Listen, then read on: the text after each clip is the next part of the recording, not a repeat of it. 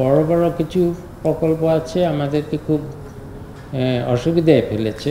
যেমন একটা প্রকল্প এখান থেকে আজকে আমরা উইথড্র করে নিয়েছি, এটা বোধহয় উইথড্র করলে এটা একটা কী যেন বলে, এটা সিক্রেট থাকে, এটা বলা উচিত না, কিন্তু আমার সব সিক্রেট কিছু আসে যায় না।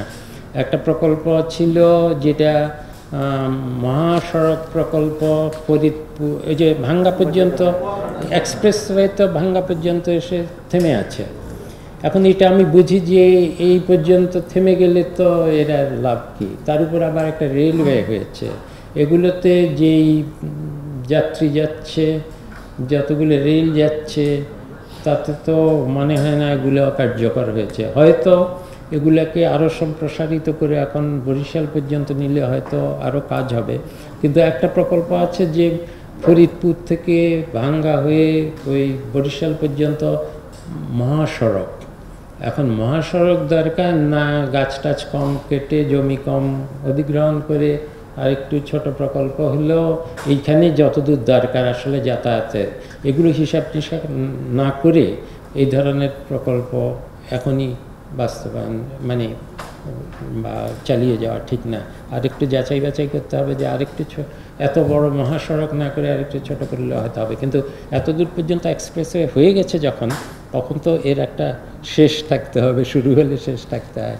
এগুলো যাতে যেমন কক্সবাজারের এটা আমাদের এই বিষয়ই না, এটা আমি বহুদিন আগ থেকেই জানতাম যে কক্সবাজার পর্যন্ত যে রেল লাইন, এই রেল লাইন প্রকল্পটা যখন আপনাদের মনে আছে, যখন এটা প্রথম শুরু করা হয়েছিল, তখন বলা হয়েছিল যে এই রেল লাইন দিয়ে গুনদুম হয়ে টয়ে ওই যে এশিয়ান হাইওয়ের সাথে যুক্ত হবে। অথচ আমি তখন একবার যখন রেঙ্গুন গেলাম এইসব গণ্ডগোলের ওখানটা গণ্ডগোলের আগে, তখন ওখানকার হাই কমিশনার যিনি ছিলেন একজন ইঞ্জিনিয়ারও, তিনি বললেন এইটা তো অবাস্তব কথা, এই রেলওয়ে গুনদুম পর্যন্তই যাবে, কারণ এর পরে বার্মার বাকি অংশতে যেতে হলে তো পর্বত, ওটার ভিতর দিয়ে যাওয়া তো এখনও যেমন রাখাইন অঞ্চলে কি সরাসরি ওখান থেকে আসতে পারে, হয় সমুদ্র দিয়ে এসে আক্রমণ করে ওই যে ওদের বাহিনী, অথবা বিমান দিয়ে আসে, স্থলপথে তো ওই জায়গা দিয়ে যাওয়াই যায় না। এরকম অনেক প্রকল্প আছে যেগুলো যেই উদ্দেশ্য করে বলা হয়েছে, যাত্রাতেই বোঝা গেছিল ওটা হবে না, এটা বোঝা ছিল। আমি এখানেই শেষ করি। আচ্ছা, অনেক আমার একটা মিটিং আছে, এখনই যেতে হবে। ধন্যবাদ সবাইকে। আমি বলেছি আমরা এই অল্প কয়েকদিন যে আছি, এখনকার উপদেষ্টাদেরকে নিজেরাই বলছেন আমরা দায়বদ্ধ হতে চাইলে ভালো। আমার যেটা অসুবিধা, আমি নিজে যেটা অসুবিধার মনে করি, সেটা হলো এখনকার যে এই প্রক্রিয়ায় একবার একনেকে পাশ হয়ে যাওয়ার পরে এবং তারপর প্রকল্প বাস্তবায়ন হয়ে যাওয়ার পরে যখন দেখা যায় যে এত দুর্নীতি হয়েছে, এত অপচয় হয়েছে, এবং এই যেমন অবকাঠামোগুলোর প্রকল্পের ডান দিকে নামবে না বাঁ দিকে নামবে, এইটাই ঠিক অনেক সময় ভুল হয়েছে, এটার জন্য কাকে দায়ী করব? এটা তো আমি খুঁজে পাবো না। সবাই বলবেন না আমি করিনি, ওরা করেছে। এই যে একটা জটিলতা, দায়বদ্ধতার অভাব, এটা হলো সবচেয়ে বড় সমস্যা। কাজেই যেই পর্যায়ে যে যা করুক এর দায়বদ্ধতা থাকতে হবে তার কাছে, এটা হলো সবচেয়ে বড় কথা। মন্ত্রণালয় দিচ্ছি না, হ্যাঁ আমরা চিন্তা করেছি এটা করতে হলে তো অনেক প্রশাসনিক ব্যবস্থা আছে। এখনকার প্রশাসনিক ব্যবস্থায় মন্ত্রণালয় শুধু কারিগরি সহায়তা ছাড়া আর কোনো প্রকল্প অনুমোদন করে না।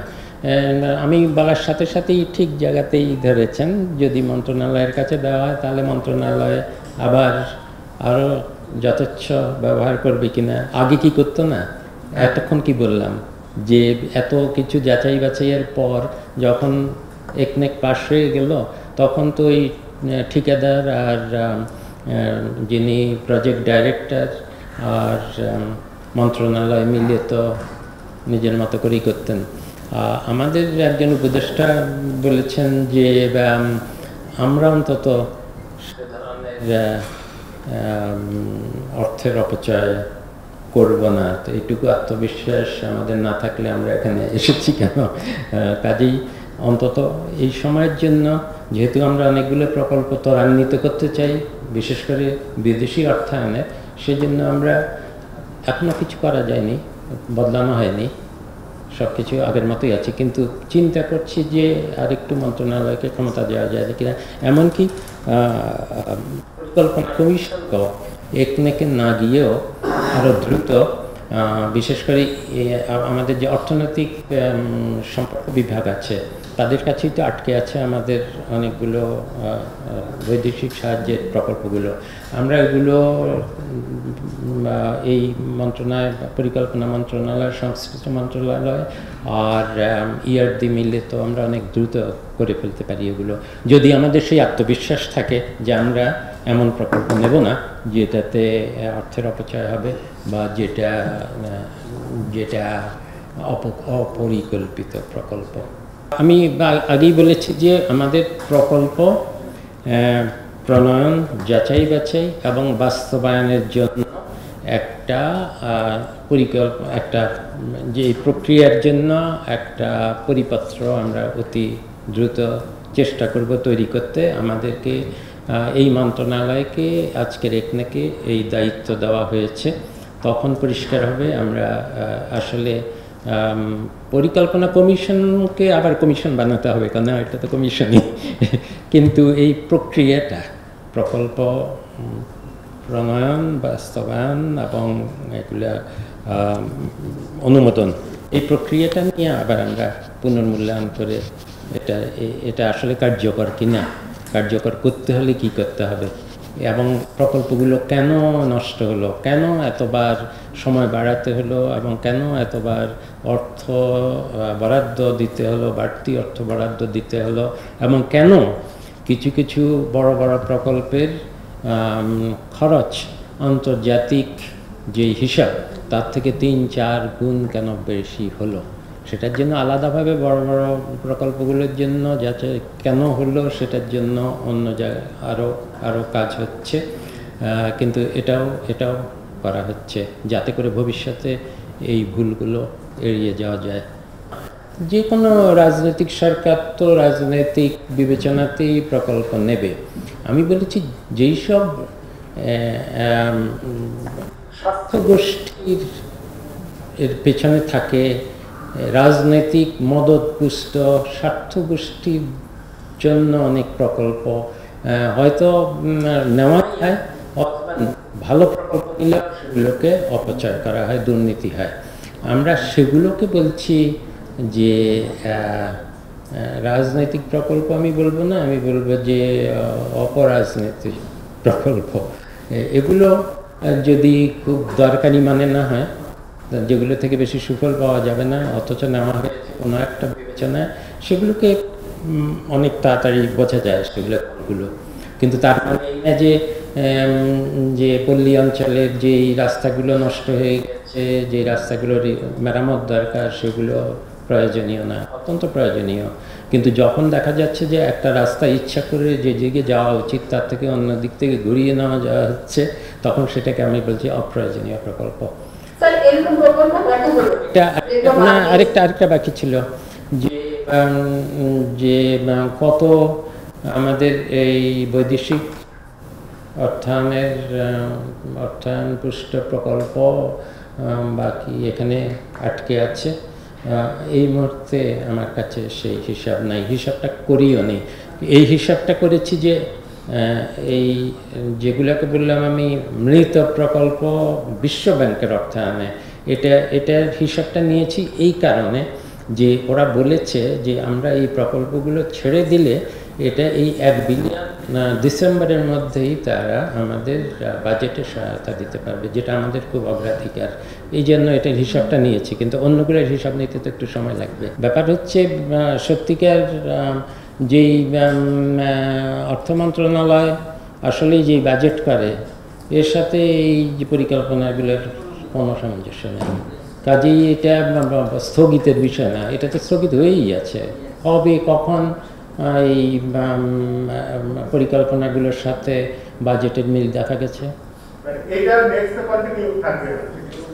হ্যাঁ,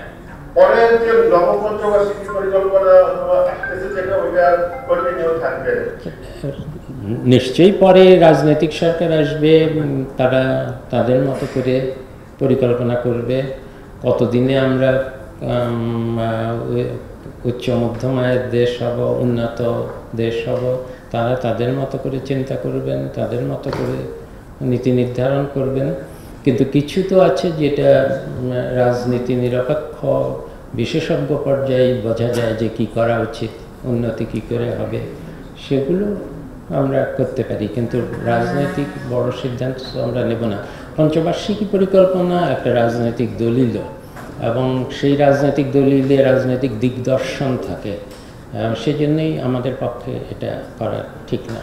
দেশের ভিতরে সম্পদ আহরণ কত দূর হবে এবং মূল্যস্ফীতি কমাতে গেলে আমাদের বাজেট ঘাটতি কোথায় রাখতে হবে, এটার একটু বিচার বিশ্লেষণ করতে হবে। কারণ মূল্যস্ফীতি কমানোটা অত্যন্ত জরুরি একটা বিষয় বলে আমরা মনে করি।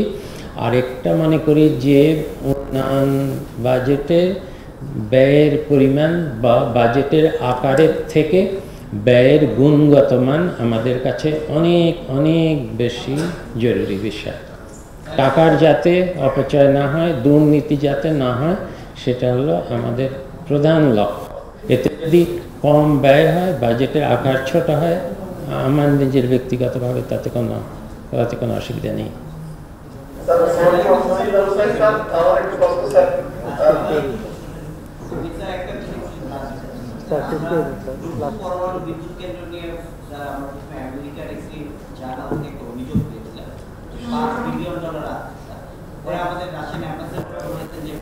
ওকে ওকে, এই বিদ্যুৎ প্রকল্প এত বড় জিনিস আমার মাথায় এখন ঢুকবে না বাবা।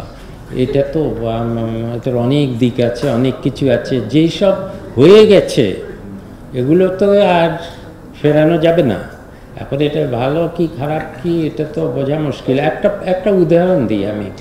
এই যে বড় বড় প্রকল্পগুলো হলো, অবকাঠামো প্রকল্পগুলো, এগুলোর অনেকগুলো ভালো আছে।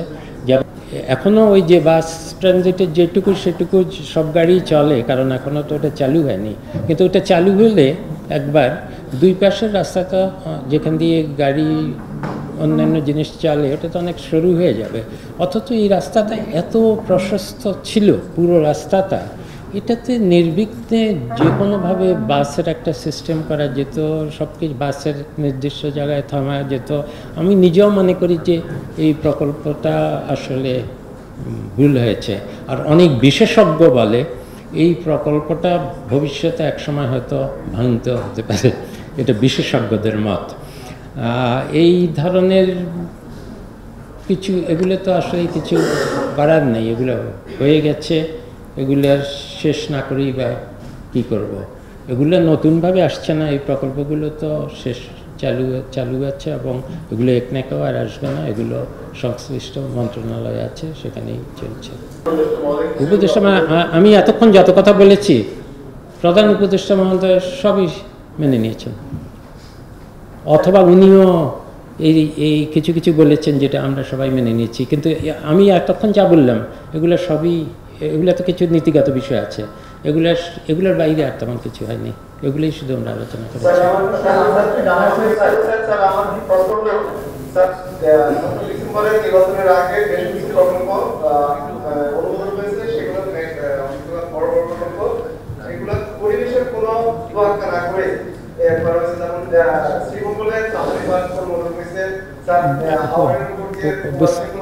আচ্ছা আচ্ছা, বুঝছি না কি বড় বড় প্রকল্প, বড় অবকাঠামো প্রকল্প।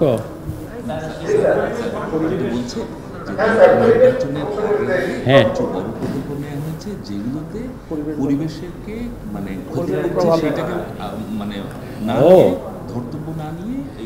হ্যাঁ, এখন তো আমাদের একজন উপদেষ্টা আছেন রিজওয়ানা, সৈয়দা রিজওয়ানা, উনি তো যে কোনো প্রকল্প পেলেই সাথে সাথে ধরেন, একটা গাছ কাটা গেলেও দেবো না। কাজেই আমাদের সময় আর আগের প্রকল্পগুলো সেগুলো যদি চলতে থাকে সেখানে কিন্তু আর গাছ কাটা যাবে না। সেখানে আর কোনো ওই যে জমি অধিগ্রহণের নামে অনেক সময় দেখা যায় যে আসলে যে জমিতে দিয়ে যাওয়া যেত তার থেকে আরও ইচ্ছা করেই এমন জমি নেওয়া হচ্ছে যেটাতে অনেক বেশি কম্পেনসেশন দিতে হবে, ক্ষতিপূরণ দিতে হবে।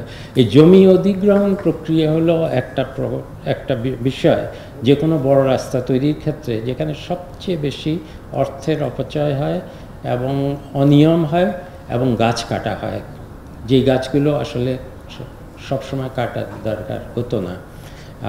এই ধরনের আমাদের আসল দুর্বলতা যেটা দেখা গেছে যে আমরা এত যে প্রক্রিয়ার ভিতর দিয়ে প্রকল্পগুলো গিয়েছে, শেষে বাস্তবায়নে গিয়ে কিন্তু প্রকল্পের যিনি পরিচালক, পিডি বলা হয়, আর রাজনৈতিকভাবে প্রভাবশালী ব্যক্তিরা, ঠিকাদাররা মিলে প্রকল্প যাই যেভাবেই অনুমোদন বা পরীক্ষা নিরীক্ষা হোক না কেন তারা তাদের মতো করে এগুলো বাস্তবায়ন করতে থাকতেন।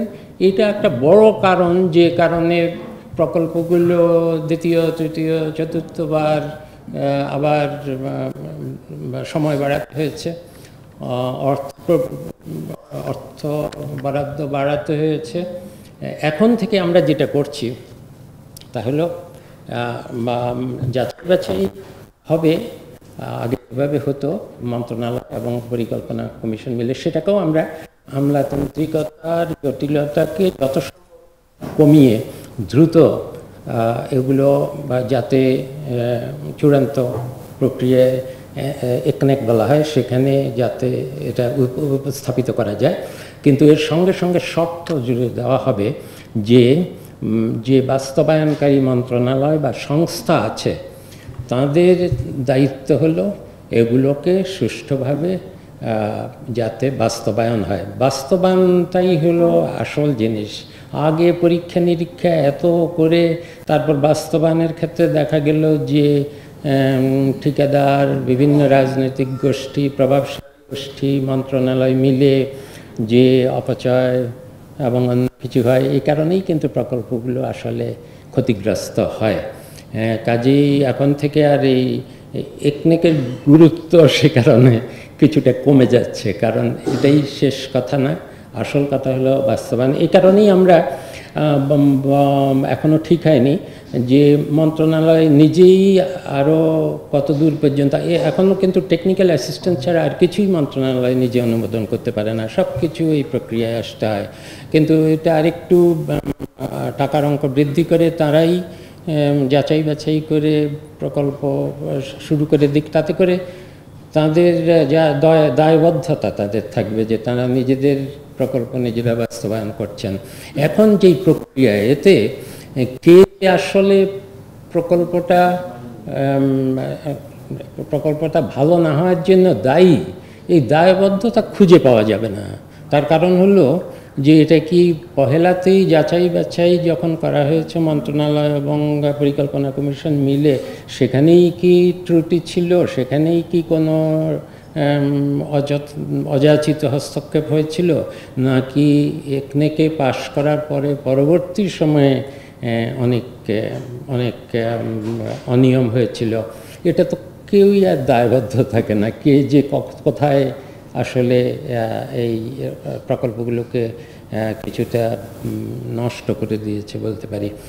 আর আরেকটি হলো যে আমরা যে প্রকল্পগুলোর মধ্যে কিছু প্রকল্প আছে যেগুলো বহুদিন ধরে পড়ে আছে, কেন পড়ে আছে আমি জানি না, হয়তো এগুলো আমরা বৈদেশিক প্রকল্পগুলোকে ত্বরান্বিত করতে চাচ্ছি যাতে করে এই বৈদেশিক সাহায্যের একটা বিরাট পাইপলাইন এটা পড়ে আছে, এগুলো ব্যবহার হচ্ছে না। এখন হয়তো কেন তো আর আমাদের যেভাবে আমরা যাচাই বাছাই করি তাতে মেলে না, কিন্তু আরও বড় কারণ হলো হয়তো অনেক বৈদেশিক সাহায্যপুষ্ট প্রকল্প এগুলো মনিটরিং জোরদার করা হয়, তারাও মনিটরিং করে, কাজেই এখানে খুব বেশি হয়তো অনৈতিক কোনো কাজ করার সুযোগ কম থাকে বলেই বোধহয় ঠিকাদারের পিছনে অত আগ্রহী হয় না বলে পড়ে আছে। এরকম পরিকল্পনা কমিশনের আমি বলবো যে হিমাগারে অনেক প্রকল্প, বহু বছর আগের প্রকল্প পর্যন্ত পড়ে আছে, এবং আমাদের দাতা সংস্থা এখন আমাদেরকে তো সাহায্য করতে চাচ্ছে। যেমন যেমন বিশ্বব্যাংক বলছে যে আমাদের $1 বিলিয়ন ডলার পরিমাণের প্রকল্প, তার মধ্যে $1 বিলিয়ন তারাই দিচ্ছে, আর হয়তো স্থানীয় সংস্থান থাকবে, অর্থাৎ এগুলো বেশ কয়েক বছর ধরে পড়ে আছে। এবং এগুলোকে যদি আমরা মৃত প্রকল্প, হিমাগারের প্রকল্প বলি, তারা বলেছে যে এগুলোকে আমরা এখান থেকে ছাড় করে দিলে তারা এটাকে আমাদের বাজেট সহায়তার জন্য, যেটা আমাদের সবচেয়ে দরকার এখন, একদম বাজেট সহায়তার জন্য উন্মুক্ত করে দেবে। এখান থেকে $1 বিলিয়ন এই ডিসেম্বরের মধ্যেই আমরা বাজেট সহায়তা হিসেবে পেয়ে যাব, এখান থেকে এগুলো অবমুক্ত করে। অথবা আরও কিছু প্রকল্প অন্যান্য সাহায্য সংস্থার আছে যেগুলো অনেক দিন ধরে পড়ে আছে, এর উপযোগিতাও চলে গেছে, সেগুলোকেও আমরা যদি ছেড়ে দিই, তারা ওই বাড়তি অর্থ তারা দিতে চায়, কিন্তু ওই অর্থ তারা আরও এখনকার নতুন যেসব প্রকল্প করছি সেসব প্রকল্পে দিতে রাজি আছে। আর আজকের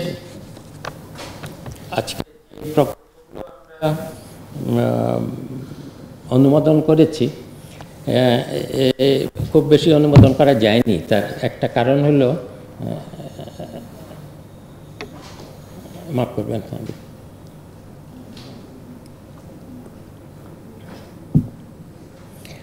আমাদের হাতে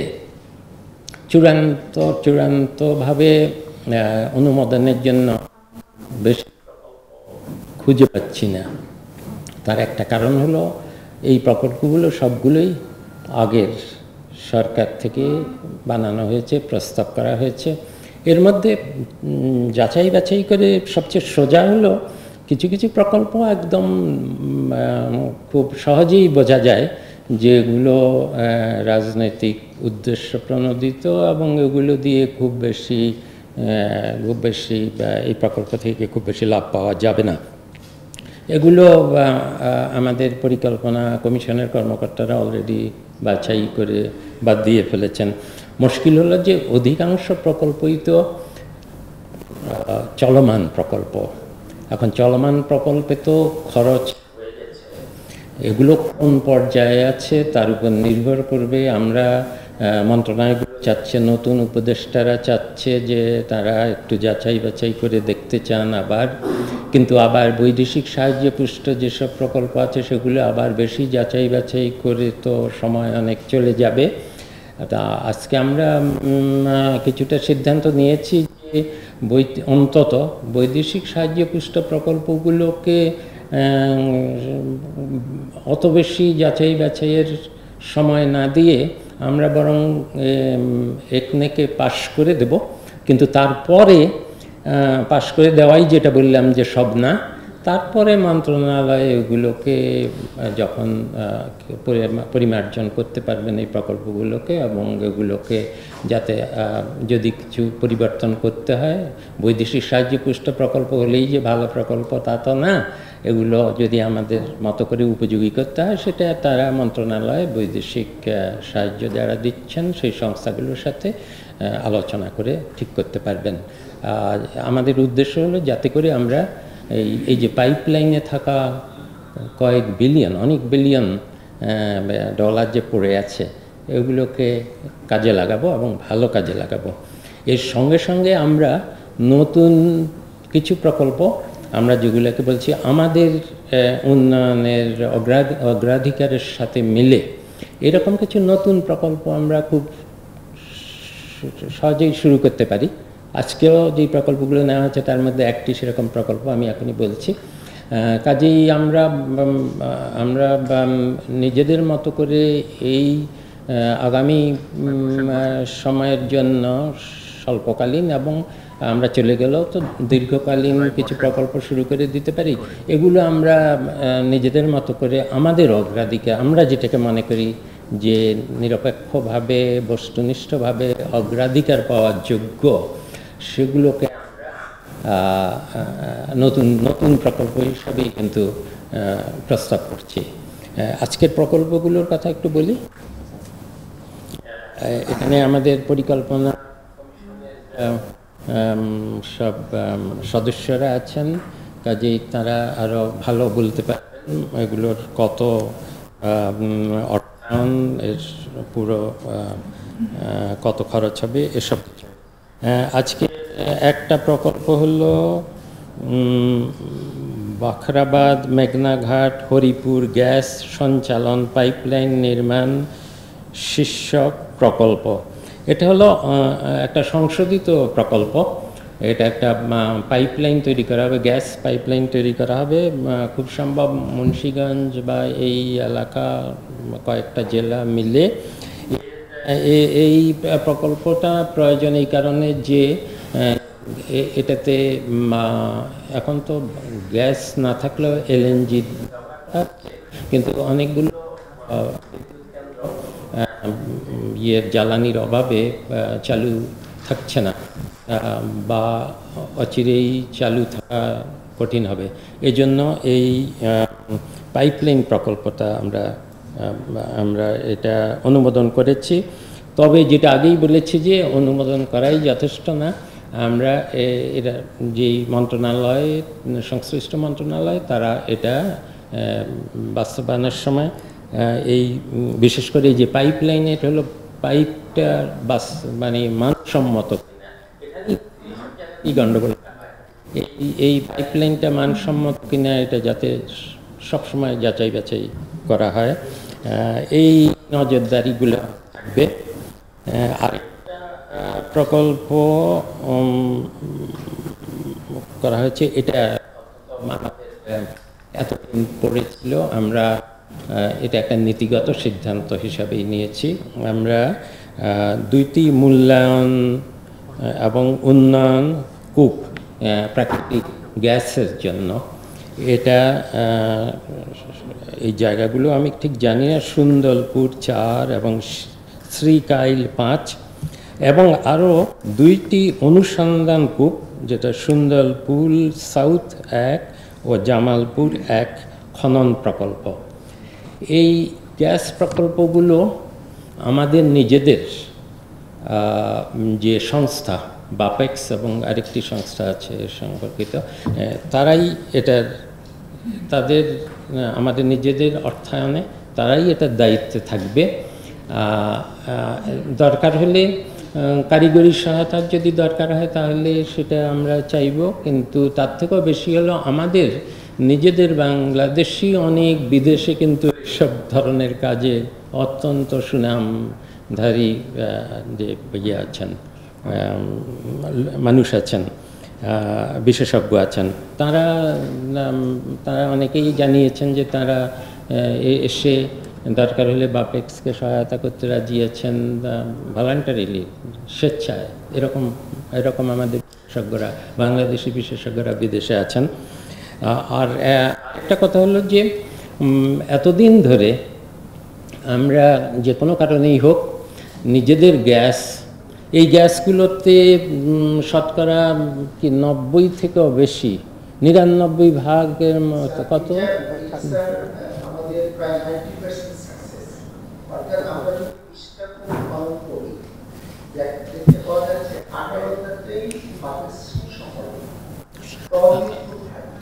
তার মানে হলো যে এই গ্যাস প্রকল্পগুলো অত্যন্ত সম্ভাবনাময়, এবং এই প্রকল্পগুলোকে আমরা বিনিয়োগ না করে, কূপ খনন না করে, কেন আমরা একমাত্র এলএনজি আনতে হবে যেটা সবচেয়ে ব্যয়বহুল? এটা তো কী কারণে হয়েছে আমি পরিষ্কার আমার ধারণা নেই, কিন্তু এটা নিশ্চয়ই খুবই একটা ভ্রান্ত নীতি। নিজেদের এত গ্যাসের সম্ভাবনা থাকতে এতদিন ধরে আমরা এখানে কোনো যাও করেছি, সেটা আবার বিদেশি কোম্পানিকে দিয়ে দিয়েছি, কোনো দরকার ছিল না। সবগুলা যেই দেশের ভিতরে যেই প্রকল্পগুলো নতুন করা হয়েছে গ্যাসের, এগুলো তো সব বিদেশি কোম্পানি। এরা তো মাঝে মাঝে, যেহেতু তাদের কোনো এখানে তাদের কোনো কথা নাই, এই যে ট্যাংরা টিলা ওই কোথায় কোথায় আগুন ধরেছে কী হয়েছে, আমাদের নিজেদের কোম্পানি হলে আর আমরা নিজেদের বিশেষজ্ঞ থেকে নিয়োগ করতাম, তাহলে তো তাদের অনেক বেশি দায়বদ্ধতা থাকতো এটার জন্য। এই একটা প্রকল্প। আর একটা প্রকল্প হয়েছে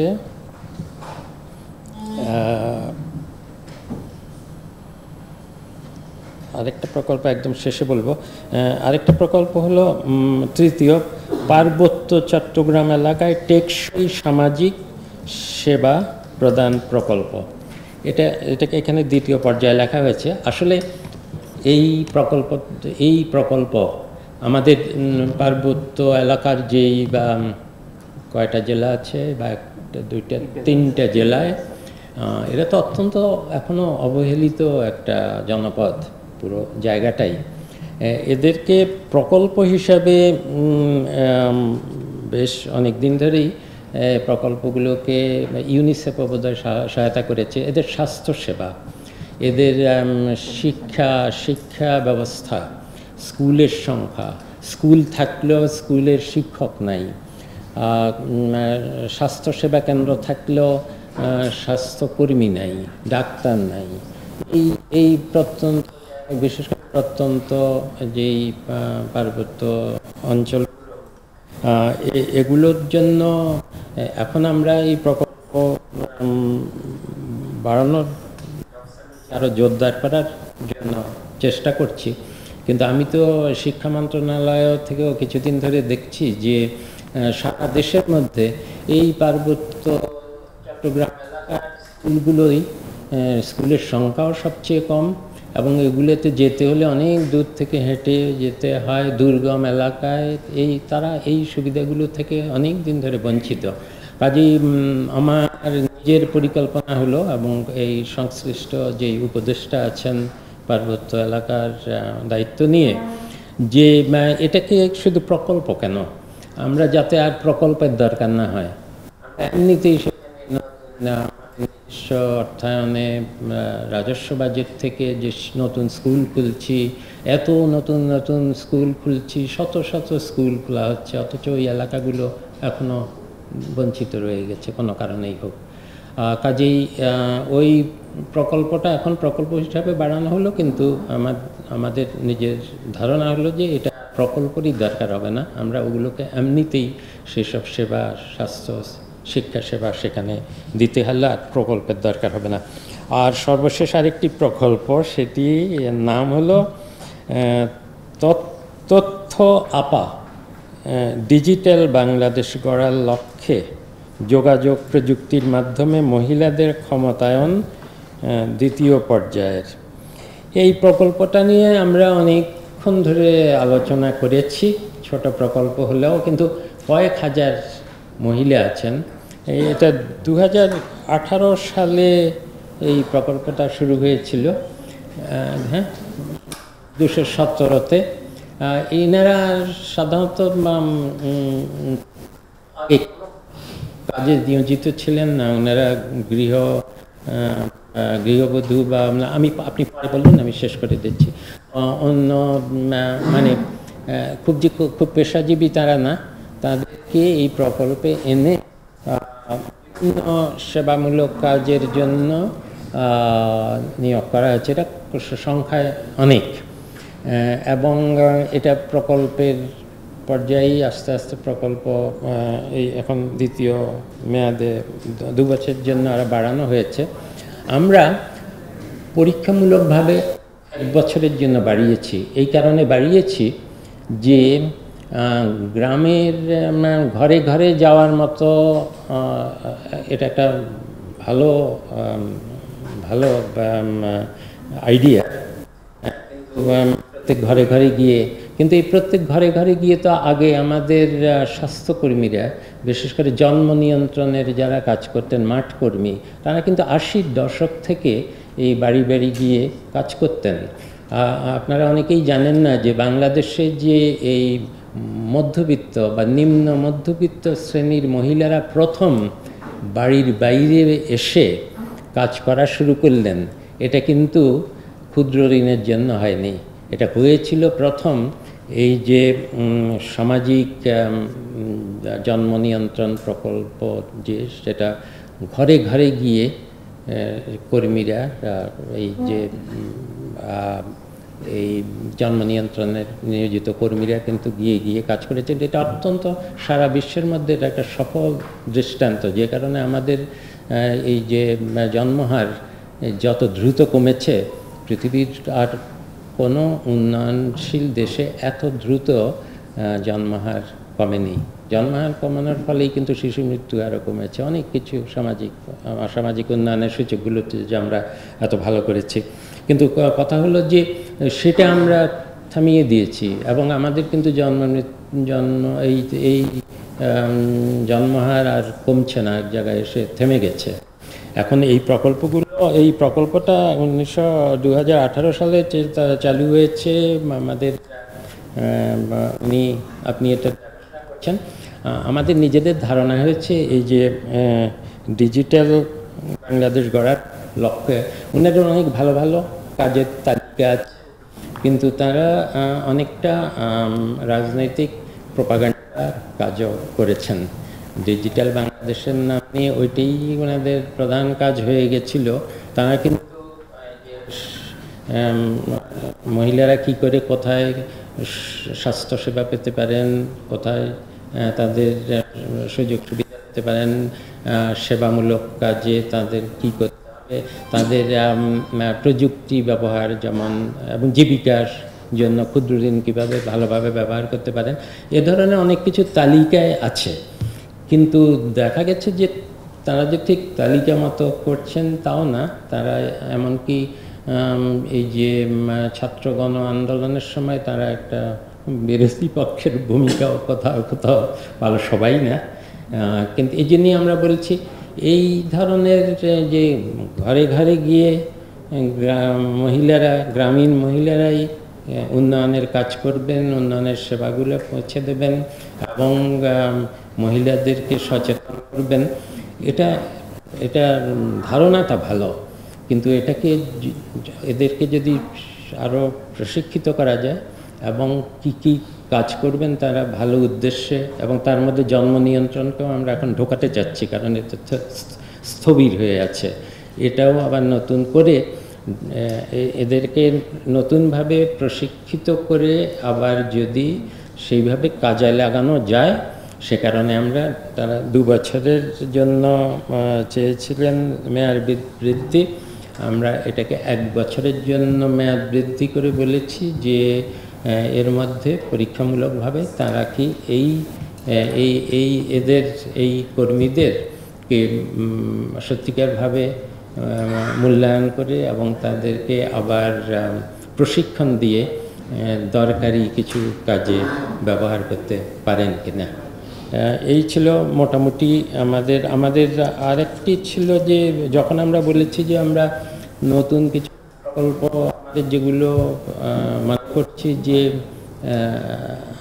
আমরা যেটাকে নতুন ধারা বলছি, সেটা যে কোনো সরকার আসলে উন্নয়নের জন্য একটা নতুন ধারা দরকার হতো। কারণ আমরা তো যেভাবে এতদিন অর্থনীতি চলেছে যে স্বল্প শিক্ষিত স্বল্প মজুরি নারী শ্রমিকদেরকে দিয়ে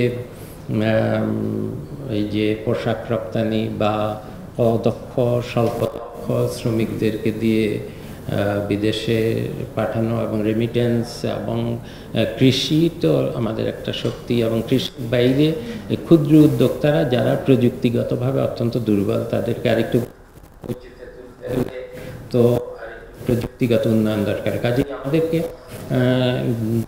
শ্রমিকদের দক্ষতা বৃদ্ধি, উৎপাদনশীলতা বৃদ্ধি এবং প্রযুক্তিগত বৃদ্ধি উন্নয়ন ছাড়া আমরা তো উন্নয়নের নতুন ধাপে যেতে পারবো না। আমরা তো এতদিন যে অর্থনীতি চালিয়ে এসেছি সেটা হলো কেবল শুধু যে এই দুটি খাত থেকেই নির্ভর করে বৈদেশিক মুদ্রা অর্জন করেছি তা না।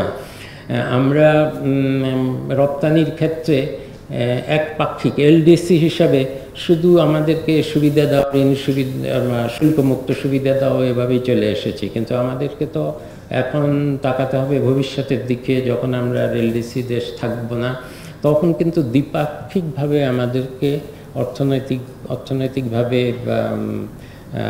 বা চুক্তিতে যেতে হবে, বাণিজ্য চুক্তি করতে হবে, এবং সেই ক্ষেত্রে কিন্তু আমাদেরকে ছাড় দিতে হবে। যাদের সাথে চুক্তি করবে তাদেরকেও ছাড় দিতে হবে। এটার একমাত্র উপায় হলো যে দক্ষতা বাড়াতে হবে এবং প্রতিযোগিতা শক্তি বাড়াতে হবে অর্থনীতির। এই কারণেই শিক্ষা ক্ষেত্রে, প্রযুক্তি ক্ষেত্রে আমাদের কিছু নতুন প্রকল্প প্রয়োজন। আমি শিক্ষা মন্ত্রণালয়ের দায়িত্বে আছি বললেও আমার সুবিধা হয়েছে যে কারিগরি শিক্ষাকে এবং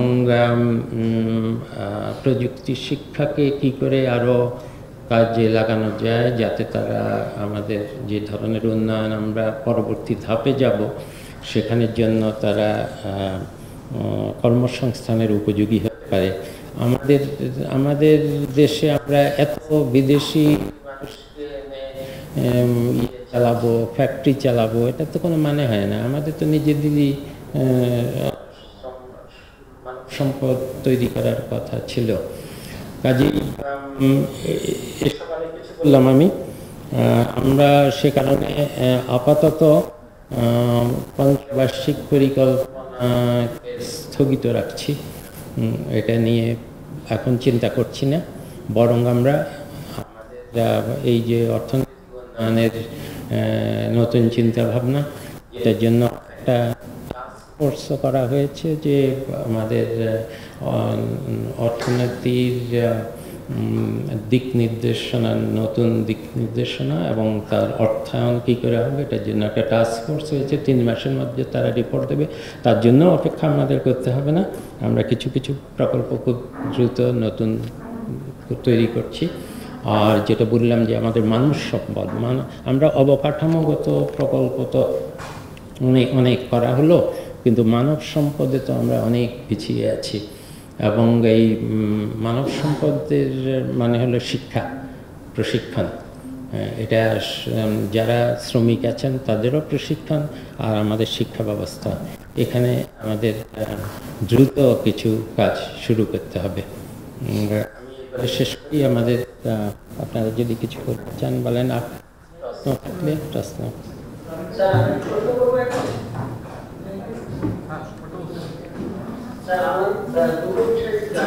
একটা হলো স্যার, আপনি বলছিলেন যে মনোনয়নগুলোকে বেশি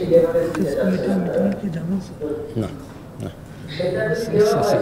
না, যাবো না কোথাও।